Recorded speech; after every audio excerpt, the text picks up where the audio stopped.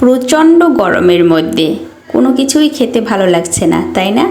এই গরমের মধ্যে প্রত্যেকটা মানুষের খাবার দাবার সব হিসাব করেই খেতে হয়। শরীর ঠান্ডা রাখার জন্য একমাত্র তরকারি হচ্ছে পেঁপে তরকারি, লাউ, জালি, শসা, এগুলোই গরমের মধ্যে দেখি পারফেক্ট। তাই আজকের আমি পেঁপে তরকারি রান্না করব। পেঁপে তরকারি রান্না করার জন্য প্রথমে আমি রুই মাছের পেটলিগুলো হলুদ, মরিচ ও লবণ ও সরিষার তেল দিয়ে মেখে নিয়েছি প্রায় আধা ঘন্টার জন্য। আধা ঘন্টার জন্য প্রায় মাছটা এই মশলা মেখে রেখে দেব, যাতে সমস্ত মশলাগুলো ঢুকে যায়, যেহেতু মাছটা আমি তৈলে ভাজি করব না। তারপর একটা কড়াইতে আমি তেল বসিয়ে দিয়েছি। তেলটা গরম হলে পেঁয়াজ কুচি আর কাঁচামরিচ কুচি দিয়ে দিলাম। পেঁয়াজ আর কাঁচামরিচটা সুন্দর করে লালচা লালচা করে ভেজে নিচ্ছি। মোটামুটি ভাজা হয়ে গেলে তার মধ্যে আদা রসুন পেস্ট দিয়ে দিলাম, জিরা পেস্ট দিয়ে দিলাম। তারপর আবারও মশলাগুলো সুন্দর করে তৈলে ভাজি করে নিচ্ছি। আদা রসুনের পেস্টটা তৈলে ভাজি করলে হয় কি, কাঁচা কাঁচা একটা গন্ধ আসে না। মোটামুটি ভাজা হয়ে গেলে তারপর আমি এখানে একটু পানি দিয়ে দিলাম। পানিটা দিয়ে আবার একটু নাড়াচাড়া দিয়ে তারপর এখানে আমি হলুদের গুঁড়ো দিয়ে দিলাম। হলুদের গুঁড়োটা দিয়ে আবার সুন্দর করে মশলাটা কষিয়ে নিচ্ছি।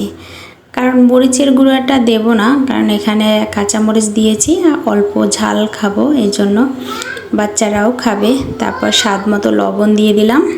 আর যেহেতু মাছটায় আমি মরিচের গুঁড়া মেখিয়ে রেখেছি, এই জন্য আর মরিচের গুঁড়া দেব না। মশলাটা কষানো হয়ে গেলে সমস্ত মাছগুলো ঢেলে দিলাম। এখন সুন্দর করে একবারে মাছগুলো কষিয়ে নিব। আমার কাছে যে কোনো সবজি রান্না করার জন্য এরকম কষানো মাছ দিয়ে আমার কাছে খেতে ভালো লাগে। আপনাদের কাছে কেমন লাগে অবশ্যই কমেন্ট বক্সে জানাবেন। তারপর মাছগুলো ঢাকনা দিয়ে এবার সুন্দর করে রান্না করে নিচ্ছি। মাছগুলো সুন্দর করে রান্না করা হয়ে গেলে তারপর এখানে আমি পানি দিয়ে দিলাম পরিমাণ মতো পানি দিলেই, তারপর পানিটা গরম হয়ে আসলেই, ফুটে উঠলেই তারপর আমি এখানে সবজিগুলো ঢেলে দেব। এই যে পেঁপে তরকারিটা আগে থেকেই কেটে রেখেছিলাম। তারপর পেঁপে তরকারিটা দিয়ে আবার একটু নাড়াচাড়া দিয়ে এখন আমি ঢাকনা দিয়ে রেখে দেব সেদ্ধ হওয়া পর্যন্ত। মাঝের মধ্যে একটু ঢাকনা খুলে নাড়াচাড়া দিয়ে দেখি যে সেদ্ধ হচ্ছে কিনা। তারপর মোটামুটি সেদ্ধ হয়ে আসলে তারপর আমি ধনিয়া পাতাগুলো উপর থেকে ছিটিয়ে দিলাম। এরকম ধনিয়া পাতা ছিটিয়ে দিয়ে তারপর আস্তে আস্তে করে আবার একটু নাড়াচাড়া দিয়ে দিলাম। ধনিয়া পাতাগুলো আমি সবসময় তরকারিটা উঠানোর আগে গিয়ে দিই, কারণ তাতে সেন্টটা খুব ভালো থাকে, এই জন্য। এভাবে তরকারিটা রান্না করলে আমার কাছে খুবই ভালো লাগে খেতে। আর শরীরটাও সুস্থ থাকে, পেটটাও ঠান্ডা থাকে, কোনো সমস্যাও হয় না। যাই হোক, আমার তরকারিটা মোটামুটি রান্না হয়ে যেতেছে। আপনারা কে কোথা থেকে আমার এই ভিডিওগুলো দেখতেছেন সবাই অবশ্যই কমেন্ট করে জানাবেন।